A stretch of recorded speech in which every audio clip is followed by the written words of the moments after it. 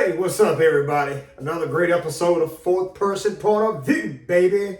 I got a great topic today, something I want to talk about, something that is trending in the media. Depends on what side of the glass you're looking through. Or should I say, what side of the border you're looking from? So, everybody's talking about the immigration crisis in America. Somebody asked me what was my opinion. What was my take on it? And, it's a big topic. It's trending all over social media. People out here talking about it in the streets, especially here, because there's a lot of Hispanics here. And people view immigration based off of their emotional what word am I looking for? Their emotional connection with their ethnicity. I think that pretty much sums it up there. I think that's how a lot of people view it. So I understand that. I do. As an African American, I understand. Way back a long time ago, slavery, which was 1800s in America, a lot of black people tried to go north and get to Canada. If the blacks could get to Canada, they would be freed. So Canada was like a safe haven. Now, keep in mind, there were also several black people in America who were living in America who were free, even in the early 1700s. But stay on topic here. We're talking about immigration, not slavery. So I understand how some people are looking at it. I think the biggest problem that people don't take into consideration is the way that it has to be viewed from a political and social and economic perspective. So let's look at it from the fourth person point of view here. Let me look at something so I can get you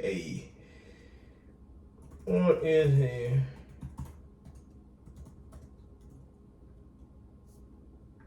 Yeah, that's because I think I'm right.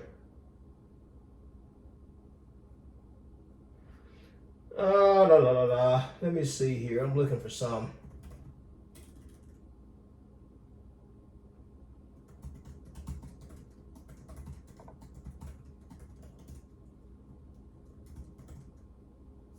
There we go.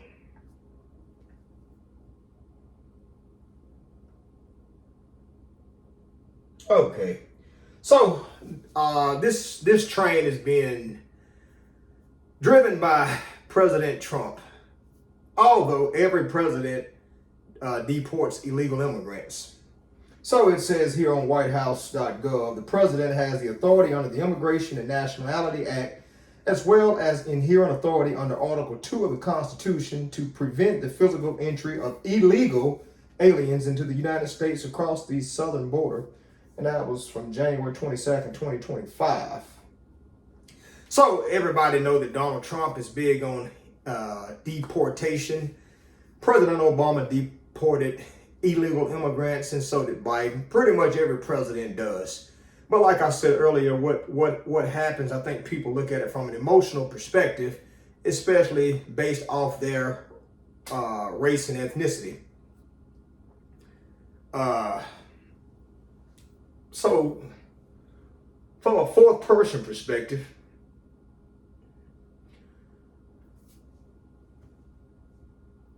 you have to look at illegal immigration from a national security and a economic perspective. So, with that being said, there is a cap. A lot of people probably didn't know that, but there is a cap.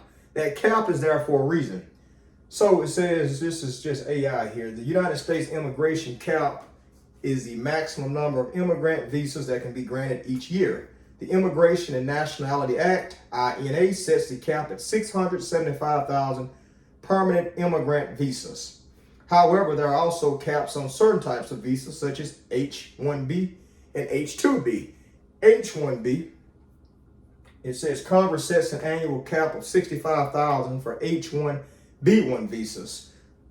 There's an advanced degree exemption for beneficiaries with a U.S. master's degree or higher. The H-2B visas, Congress sets the annual cap for 66,000. The cap is split between the first and second halves of the fiscal year. And the H-1B1 is for people like that come from India, you know, the people who do IT. That's what the H-1B1 is. So that's IT, finance, engineering, healthcare, and other fields. H-2B visa is kind of like the people who come over here seasonal, temporary work to work in the fields. They do the agriculture work, like in California and Florida, where they pick grapes, apples, oranges, cherries, and stuff that some people in the United States won't do. So that's what a H-2B visa is. So that was one of the big problems. A lot of people who came over here on H-2B visas, they were supposed to come over here like during the gathering season or the planting season, and they would overstay when their visa has expired. That right there played into this crisis that we have now. So a lot of y'all probably didn't know it was a cap. There has to be a cap because everybody does not have the brain. I don't think that's a safe word to say, to govern a whole country like America, who we have roughly around 330 million Americans. That's not including the immigrants, legal and illegal. So with 330 million Americans, let's double check that. I might be off here. How many people are in the United States? Okay, I wasn't too far off. So according to AI, it says 334.9 million. So I wasn't too far off. I knew it was somewhere around there. So you got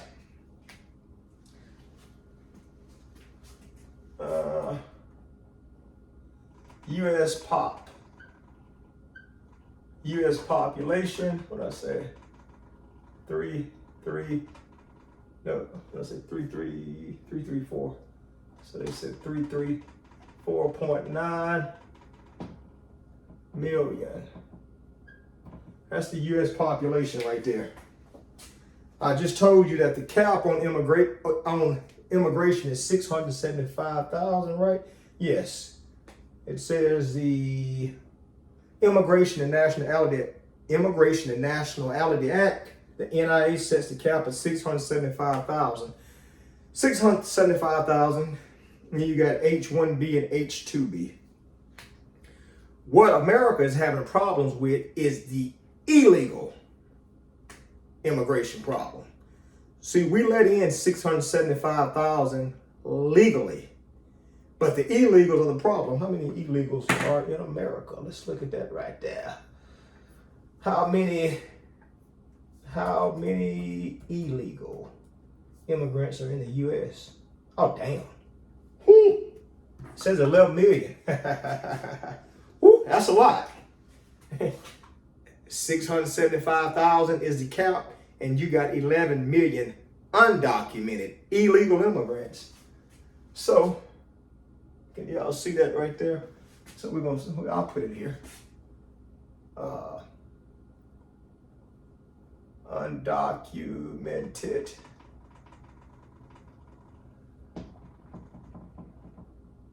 $11 million. So that's undocumented. So you got 11 million undocumented immigrants. Okay, so the cap is 675,000 and you got 11 million undocumented. All right, Now here we go. From a fourth person perspective. Let me teach y'all this here. Okay. I mean, let me see how I can make you understand. Ha ha ha ho ho ho ho ho. Okay. I know how.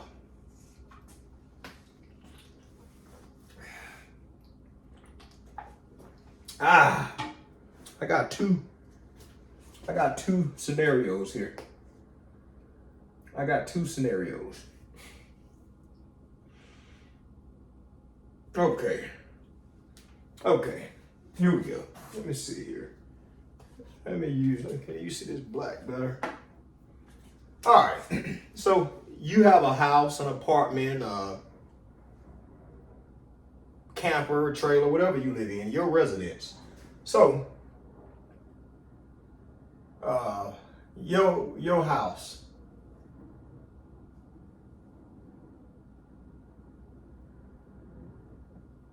Okay. This is your house. Your house, it's yours. That's where you live. You pay the bills, you and whoever, your significant other. Your children live there, right? So, you have a front door.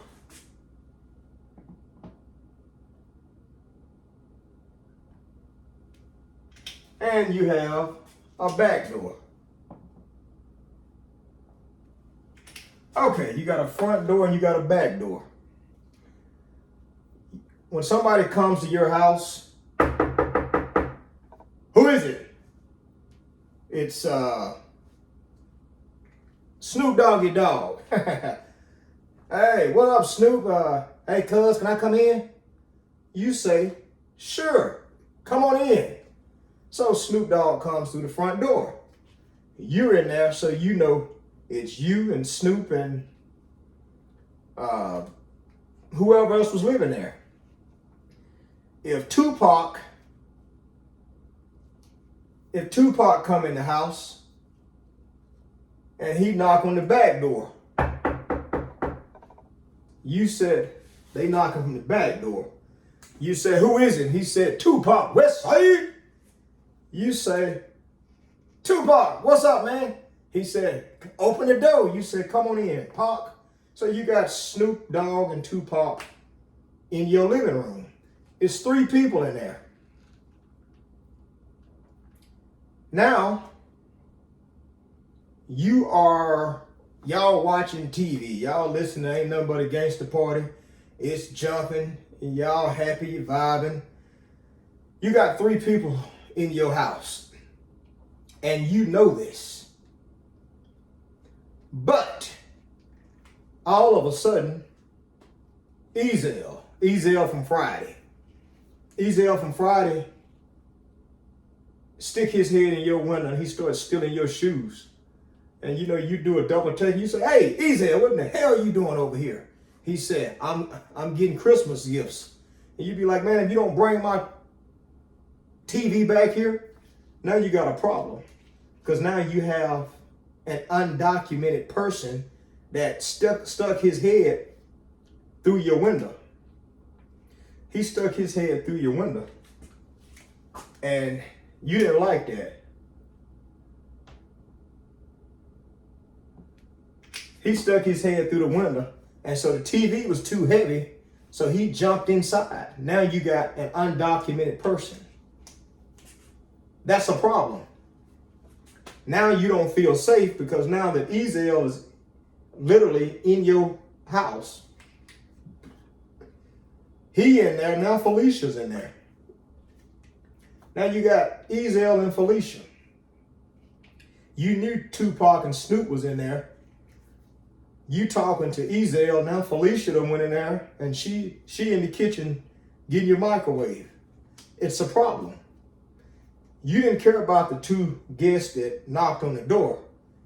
In your mind, you tracked them. Now you got 2 unwelcome guests, 2 undocumented guests that came in through the window. They stealing. See where I'm going with this? That is the same mindset that the United States government has to have. you have to go through the checkpoints so they know you're here. Checkpoints mean they're gonna take a pic. They're gonna scan your ID. They might issue you some type of card, which is what a visa is. They might do a background check on you before you come here, which in most cases you have to apply. When you apply, they run your numbers and your background to make sure you're not a terrorist or a criminal, a murderer, rapist, or anything. If you notice, Donald Trump keeps selling, they're sending their rapists and murderers from their prisons. That's kind of like his pitch, which some of that turns out to be true. So that's how you have to look at these 11 million undocumented aliens, because they are, some of them might not be bad people, but on behalf of the whole country, you have to treat all of them like they are possibly bad people because you don't know them and they're undocumented. An undocumented alien can come through your window with gloves on and take your TV, and if he don't leave fingerprints, you don't know who it was because they didn't leave DNA. See where I'm going with this? If Ezel and Felicia came in your house, so say you and Snoop and Tupac was in your game room playing pool. Nobody knocked on the door. They just slid the window up and they came through the side. They in there with gloves on, tiptoeing around. They not leaving no DNA, no traces of evidence or nothing. They taking all your stuff. They taking all your stuff out of your house. And they don't leave a trace. So when you walk out and you say, where's my TV? Where's my microwave? And you call the cops say, well, who was in the house when it came up missing? You say Snoop Dogg and Tupac. But you say it wasn't them because I was with them the whole time. And you say, well, damn, somebody came in the window. Somebody came through the window. That's the problem. It's the undocumented. It's the ones who did knock at the door. That's how you have to treat them. Another scenario, which I think makes a little bit more sense,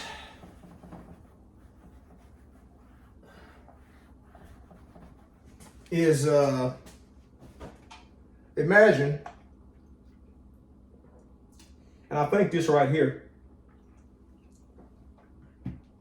it's going to be closer to reality here. This is how the United States looks at this. So imagine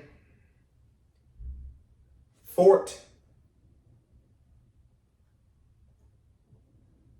America.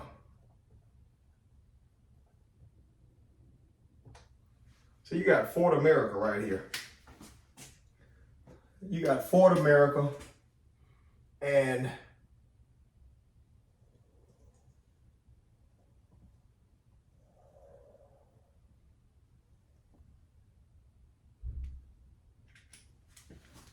that's how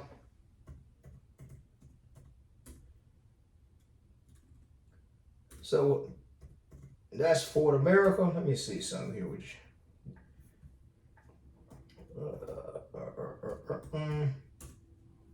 This is what I want to see. Okay, so you got Fort America. Let's try this here. Okay,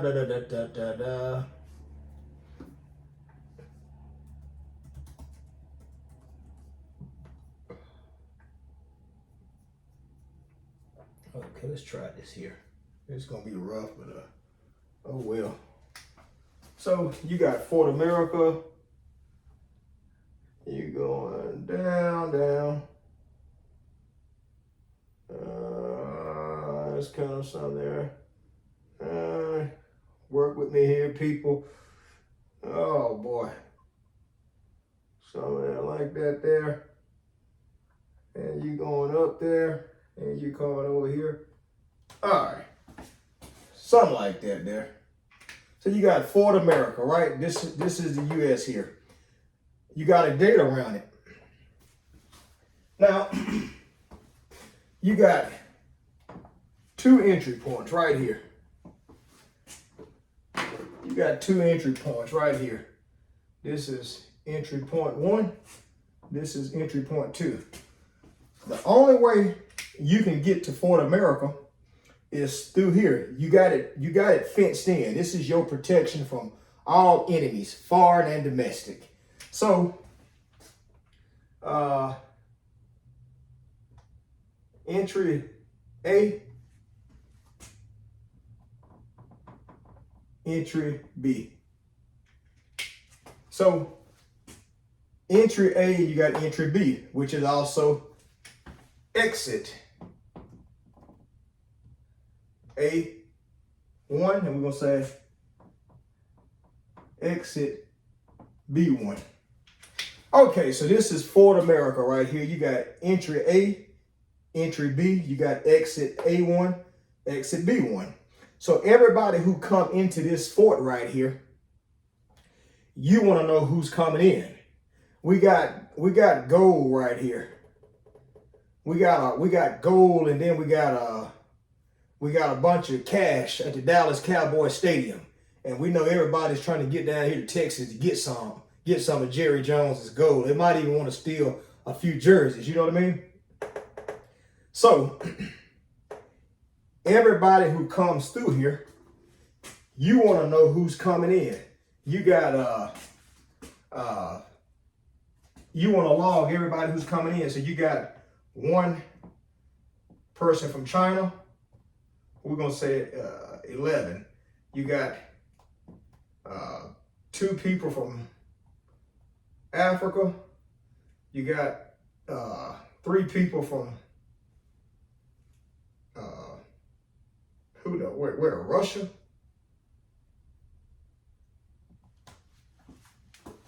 So you got 11 people from China, 2 people from Africa, and 3 people from Russia.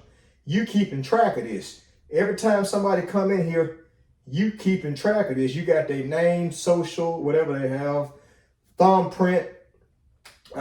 Same thing is happening on this side of the fort.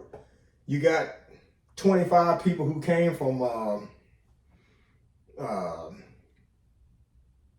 Antarctica. You got 14 who came from Switzerland, and you got 3 who came from Brazil. So they're keeping track over here too. At the end of the day, they send all these numbers up to DC. They sent them up to DC. Now, we just saw there's a 675,000. There's a 675,000 cap, right? Yes. There's a 675,000 cap. So they got to keep track of all these numbers right here because it's already 334.9 million people in here. With the undocumented 11 million. Undocumented means we don't know who they are. So if they're undocumented, we don't know who they are. That means we got basically 11 million ghosts running around Fort America, and nobody has any idea who this person is, where they come from. So if they want to go to AT&T Stadium and steal Jerry Jones money and a few Cowboy jerseys, they can slide in, grab all the jerseys and a few footballs,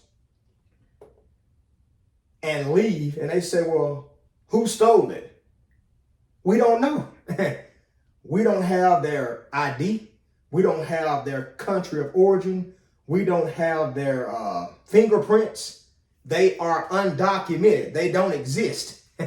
So that's the dangerous part. That's why Trump is so big on deporting all of your undocumented 11 million people. I'm going to give you another thing that you're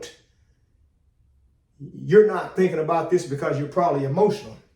This right here is a threat to national security. Let me show you why. I should know this number here, but I don't, so forgive me. How many people are in the United States military? I did something about like this a few weeks ago. As of September 2023, the United States military had 2,079,142 military personnel and 778,000. Okay. Active duty 1.29 million. National Guard Reserve 767. Okay. Okay, it does not include standby reserves. Okay. Or the 38,000 in the Coast Guard. So the minimum was 200. So we can safely say U.S. military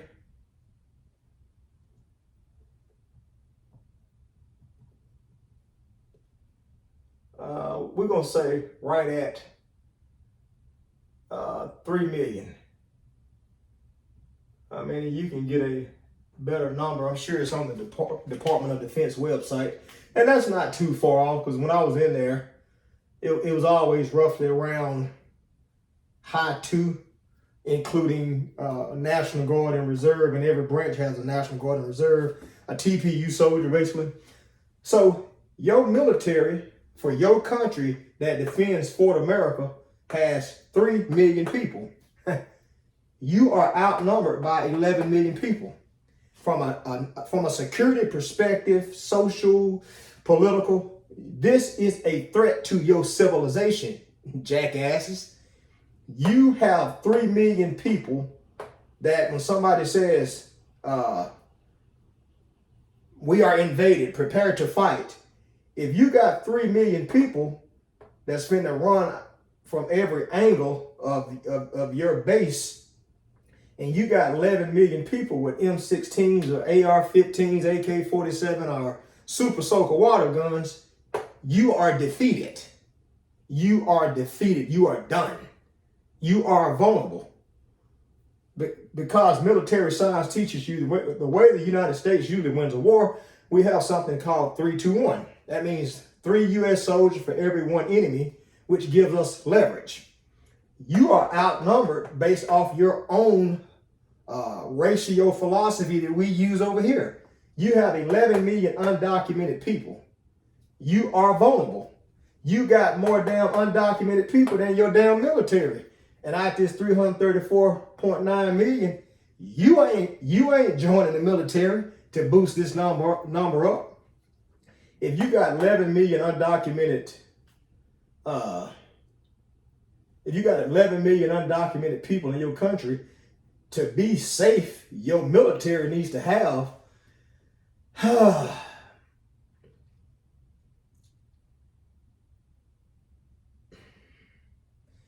it needs to have at least 9.5 million. That's to keep the American citizens protected. That you need at least 9.5 million people to protect this whole Fort America here. Because with 11 million people with fully automatic weapons and IEDs and homemade grenades, homemade bombs, they will run through your whole fort here and destroy it before you know what happened. That's how you got to look at it. So that's the reason that this is a national security problem, because you got too many undocumented people. It's not counting these documented people, the 11 Chinese, 2 Africans, 3 Russians, and the people from Brazil and Thailand and wherever, Hungary.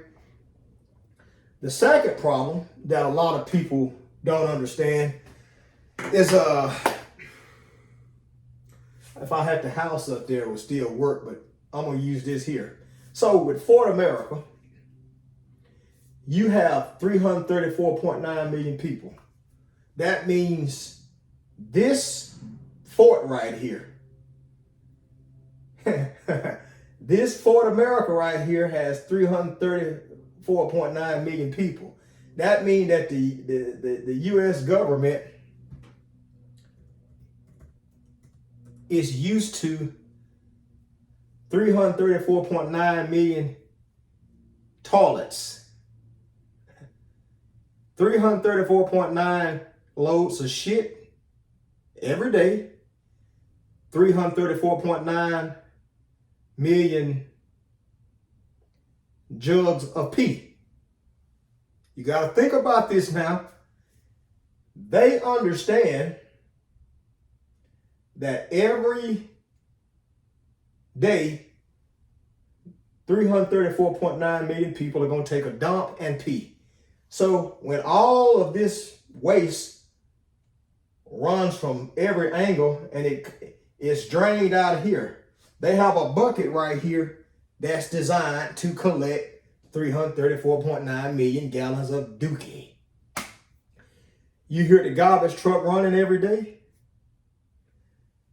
The U.S. government says 334.9 million Americans are going to have blank amounts of waste, from paper towels to Kleenex to grocery trash. They have to calculate that number of garbage and have somewhere to put it. You didn't think about that, did you? If you just get 11 million undocumented people, it is a threat to your sewers in your town. In your house, you got groceries. You buy groceries for you and your significant other and your children. You can't feed the whole neighborhood. And don't be a loser and a smarty pants either. You could go to the store and probably buy hot dogs, Vienna's, tuna fish, or something and pass out to your neighborhood, but you know you cannot feed your community every day. You can't. So when they're talking to the farmers know there's 334.9 million Americans. So we have to be able to feed these amount of people for 365 days a year. They have to plan for crop failure, but they also know there's a kid out there that needs to eat 2 servings. So they say, hey, 334.9 million. Let's take this number here and divide it by 4. So we'll say 334.9 million plus the quarter, just to have extra food for the 675,000 that's coming in. You see where I'm going with this? With the 675,000, they all cannot gather in one place. You got eyes on them. So the 675,000, they'll probably divide them into 4, and they will go into different places, different parts of the country, different industries. You see where I'm going with this? You got one of the biggest things, 675,000 people coming from China, Africa, Russia, Ukraine, Brazil,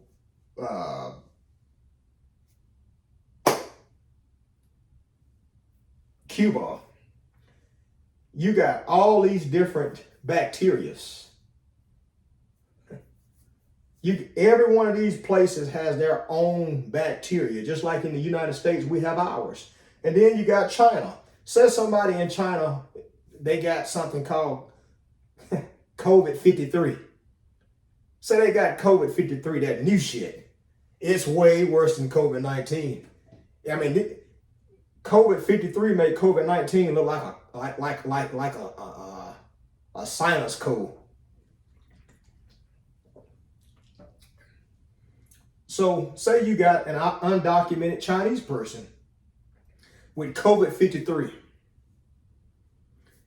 They don't come in here and here. They come here and they jump the fence. Say they jump the fence here.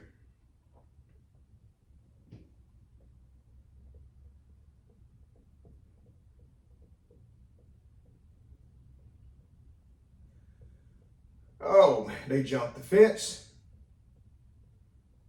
There you go. So let me write the fence so you know what the hell that is. So say the Chinese person come here, they jump the fence. They don't know what they don't know. They got COVID-53. So they get in here and they shoot to Florida. COVID-53 is airborne. It's so fast. They cough 3 times. Everybody in Florida got COVID-53. Now you got a guy from Germany. He got something called goat flu, and it's dangerous too. He come over here and jumped the fence. So you got 2 people from Germany. So these 2 German, they got a disease. They come over here and they jump the fence. So you got COVID-53 and you got the cow flu. They jump the fence. They go into your base here, Fort America, and they coughing. And everybody is getting sick. So out of this 334.9 million, the general, Colin Powell, he's the general of Fort America. They said, General Colin Powell, there's an outbreak, sir. He said, what is it? We don't know. And he says, what do you mean we don't know? Do our scientists not know? Do the doctors not know? They said, we don't know what this disease is. It's new to us. Our scientists are working around the clock. They say they got enough samples from the hospitals. It's something we can't identify. And they said, sir, we've lost 5 million people. 5 million people have died in the last 24 hours. He hit the button. Bah, bah, bah, bah. You look on TV, you see all these people dying. They tell you, hey, stay in your house. He makes a statement. Hey, my name is General Colin Powell. Please be advised. There's some type of virus spread on Fort America. We don't know what it is right now. Now you got kids. Your kids get it. You mad talking about the damn healthcare ain't worth a damn, but the healthcare is. We don't know that a Chinese and a German jumped the fence and they spread COVID-53. COVID-53. COVID-53. And what I say, cow flu. COVID-53 and cow flu. Now, we got some smart scientists and they be like, they go into the archives and the labs. They say, this bacteria here looks like something from China. And the other one looks like something from Germany. Because you got a lot of German undocumented migrants over here too. A lot of European migrants are in there. That's not all like Mexicans, just FYI. But they say, let's call them on the phone and see if we can get some type of information, some type of literature on COVID-53 and cow flu. And they working with them, and the Germans and the Chinese, you know, they say something, they be like, yeah, this is what it probably is. But Colin Powell comes on the TV again and said the next day and said we lost 5 million more Americans. That's 10 million people, including your wife, kids, grandma, nephew, and your cousin. They dead. 10 million Americans are dead.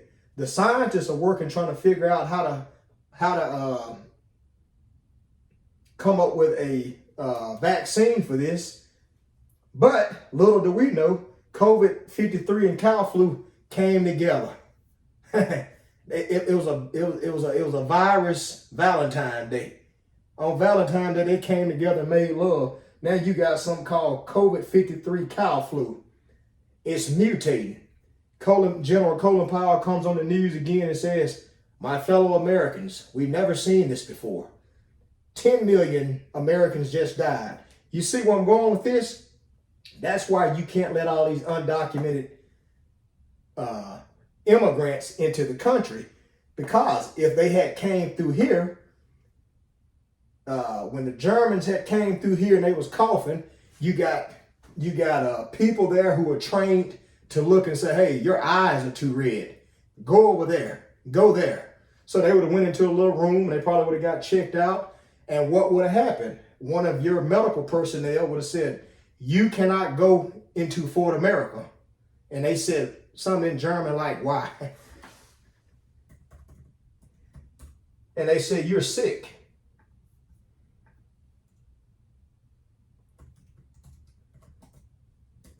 You're sick. I ain't worth a damn. I'm an asshole. I am. And then the same for the Chinese. The Chinese person's coughing. The Chinese person's coughing. And they say,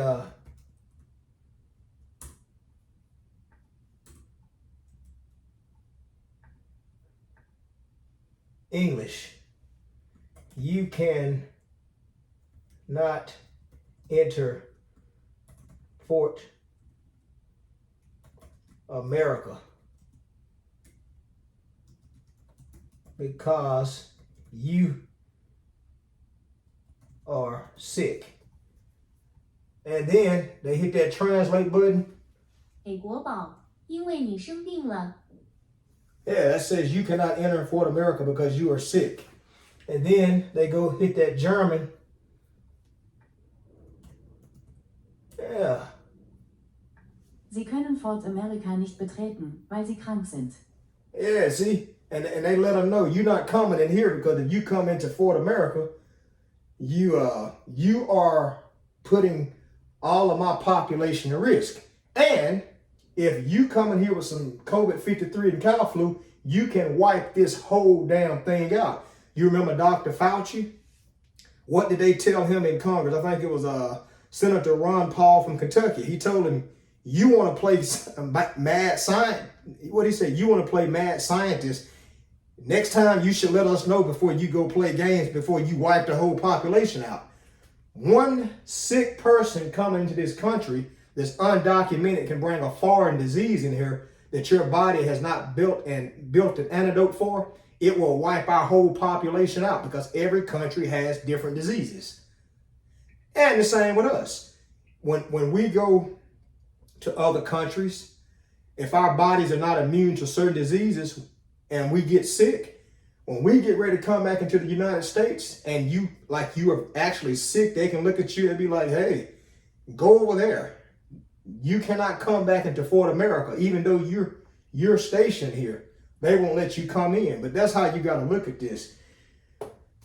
So you can't look at it from a emotional perspective. Now we have something else called a refugee.